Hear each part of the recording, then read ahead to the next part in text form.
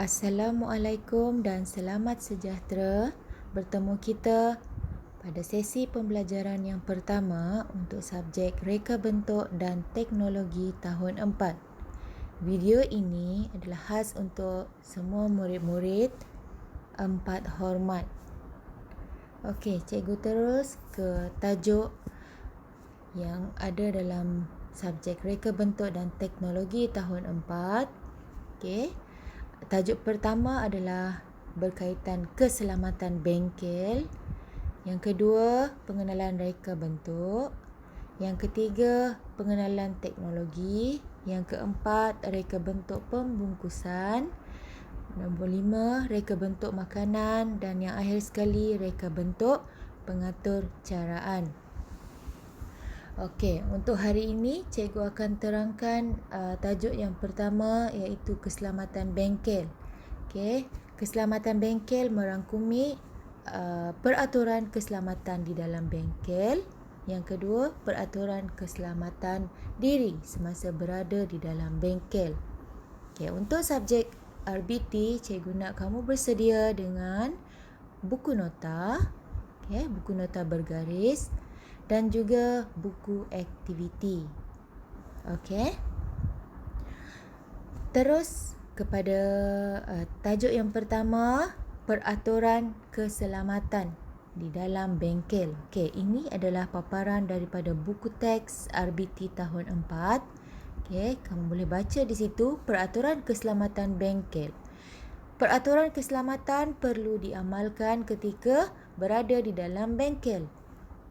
Ini kerana kemalangan boleh berlaku jika kita tidak mematuhi peraturan keselamatan. Okey, kita lihat pada gambar satu persatu.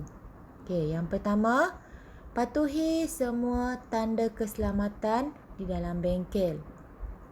Okey, ada banyak tanda keselamatan yang terdapat di dalam bengkel yang kamu kena patuhi.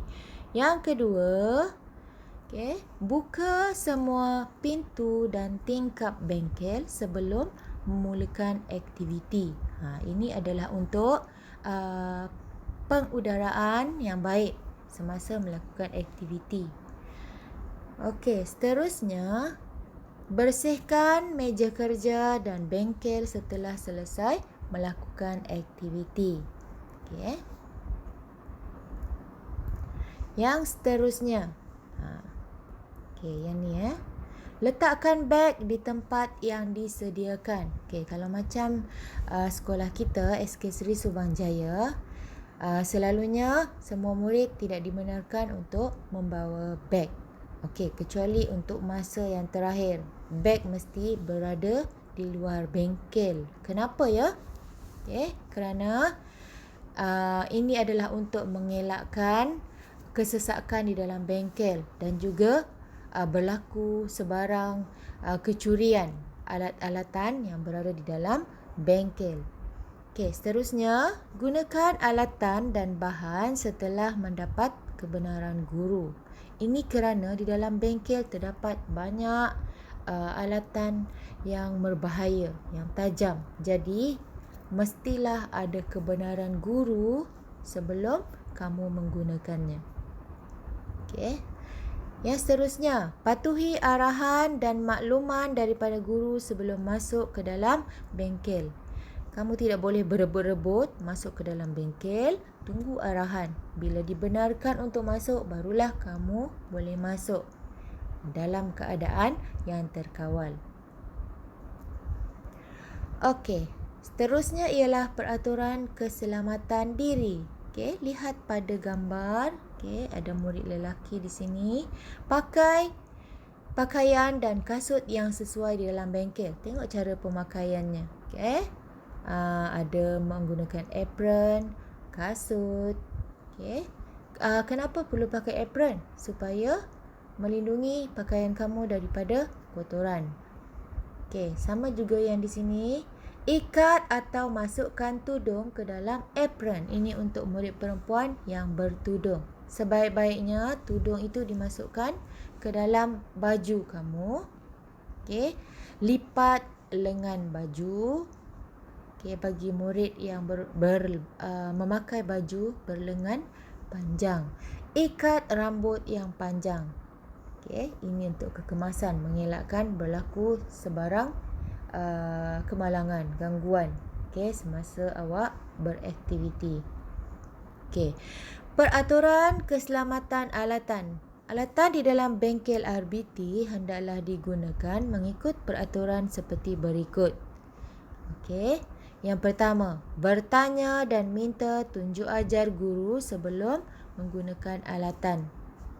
Jangan memandai-mandai sendiri. Mesti ada tunjuk ajar. Okey. Berhati-hati semasa menggunakan alatan. Laporkan alatan yang rosak atau hilang kepada guru. Jika didapati alatan itu rosak, kena maklumkan kepada guru. Bersihkan alatan selepas digunakan. Seterusnya, simpan alatan di tempatnya setelah digunakan. Okey, di dalam bengkel RBT, setiap tempat ataupun panel alatan akan dilabelkan. Jadi kamu tahu di mana tempat letak alatan yang kamu gunakan. Guna alatan dengan cara yang betul. Okey. Guru RBT kamu akan menunjukkan cara penggunaan. Jadi kamu mesti memberi perhatian. Dilarang bermain dan bergurau semasa menggunakan alatan. Kenapa? Ini adalah untuk mengelakkan berlaku kecederaan sebab alatan yang kamu gunakan adalah berbahaya. Okey. Seterusnya, peraturan keselamatan bahan. Terdapat pelbagai jenis bahan yang mudah terbakar, mudah rosak dan berbahaya. Yang berikut ialah peraturan keselamatan bahan yang perlu dipatuhi. Yang pertama, bertanyakan cara penggunaan bahan yang betul kepada guru. Jika kamu tidak pasti, tanya terlebih dahulu. Simpan bahan yang berbahaya dan mudah terbakar di tempat yang selamat. Ada tempat khas untuk menyimpan barang-barang ataupun bahan yang mudah terbakar ataupun bahan beracun. Berhati-hati semasa menggunakan bahan berbahaya. Mesti ambil perhatian ya. Bersihkan bahan yang tumpah di lantai dengan segera. Gunakan bahan dengan berhemah dan cermat. Simpan bahan yang mudah rosak di tempat yang sesuai. Yang penting kamu kena mendengar arahan daripada guru RBT kamu semasa berada di dalam bengkel. Fahami simbol dan tanda keselamatan. Simbol dan tanda keselamatan adalah lambang atau penyataan untuk memberikan peringatan tentang bahaya yang mungkin berlaku jika kita tidak mematuhinya. Maksud warna pada simbol. Dalam ada banyak simbol keselamatan. Ini adalah berkaitan dengan warna. Warna merah menunjukkan larangan. Ataupun pemadam api. Warna kuning menunjukkan perhatian, amaran, waspada, potensi untuk bahaya. Berwarna hijau, zon aman. Dan juga pertolongan pertama. Warna biru wajib dipatuhi dan warna putih informasi umum. Itu penerangan berkaitan warna.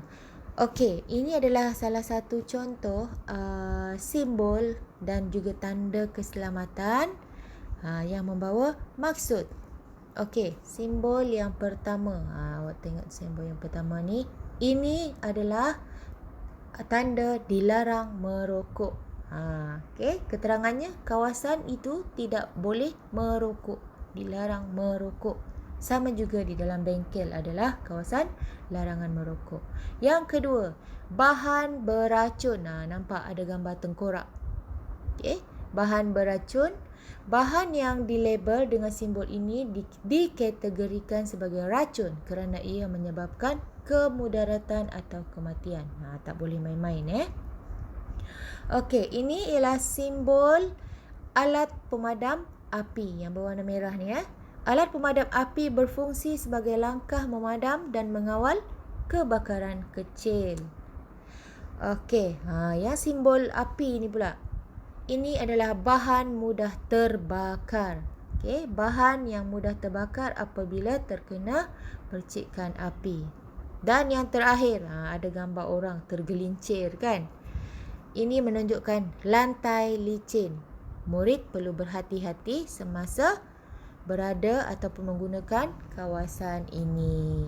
Ini adalah lambang ataupun simbol tanda keselamatan yang akan kamu jumpa di dalam bengkel.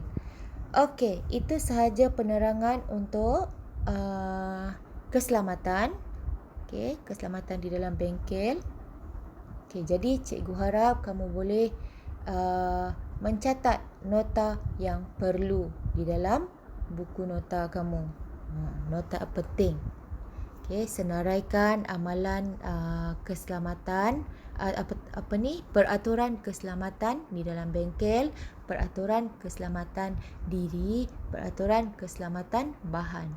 Tulis nota yang paling ringkas mengikut kreativiti kamu dalam buku nota. Okey, bagi murid yang telah mendapatkan atau membeli buku aktiviti dari kedai buku, cikgu nak kamu baca nota yang ada di dalam buku aktiviti kamu di muka surat 1. Kemudian cuba jawab soalan latihan di zon aktiviti muka surat 2 dan juga muka surat 3. Okey, itu sahaja tugasan untuk RBT pada minggu ini. Okey, selamat belajar. Terima kasih.